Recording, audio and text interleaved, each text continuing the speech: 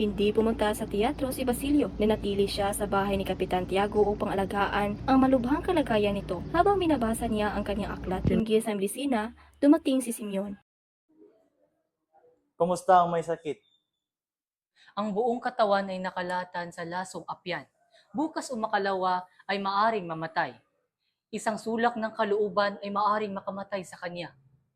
Katulad ng Pilipinas. Sa loob ng isang oras ay magsisimula na ang himagsikan sa pamamagitan ng hudyat ko. Bukas ay wala ng aral-aral, wala ng universidad, at wala ng makikita kundi patayan. Ako'y nakahanda at natitiyak ko ang aking tagumpay. Kapag kami nagtagumpay, lahat ng taong hindi tumulong sa amin bagamat may kayang gumamay ay tuturing naming kaaway. Basilio, naparito ako sa iyo upang ihandog ang dalawang bagay, ang iyong kamatayan o ang iyong kinabukasan. Ang aking kamatayan o ang aking kinabukasan? Sa pamahalaan ka ba o sa amin? Sa mga sumisil sa iyo o sa iyong bayan? Magpasya ka sapagkat hinihingi ng panahon.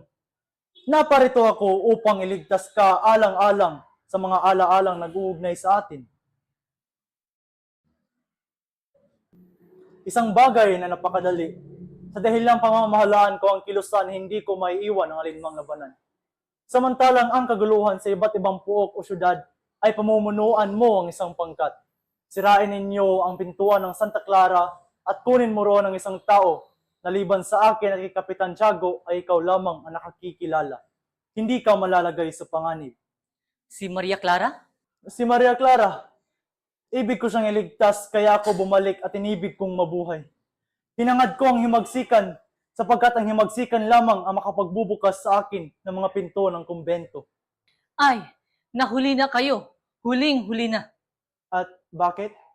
Namatay na si Maria Clara. Hindi totoo. Buhay si Maria Clara. Nararapat na mabuhay si Maria Clara. Iya'y duwag na pagdadahilan. Hindi siya mamamatay at ngayong gabi ililigtas ko siya. O bukas ay patay ka.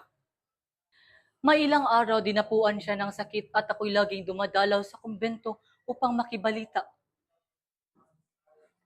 Tignan niyo ang liham ni Padre Salve kay Padre Irene.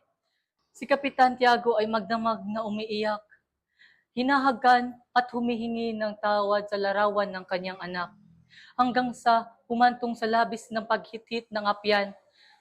Kaninang hapon po'y pinatugtog ang agonias na para sa kanya. Patay na. Nang hindi ko man lang nakita. Nang hindi ko man lamang ako'y nabubuhay ng dahil sa kanya.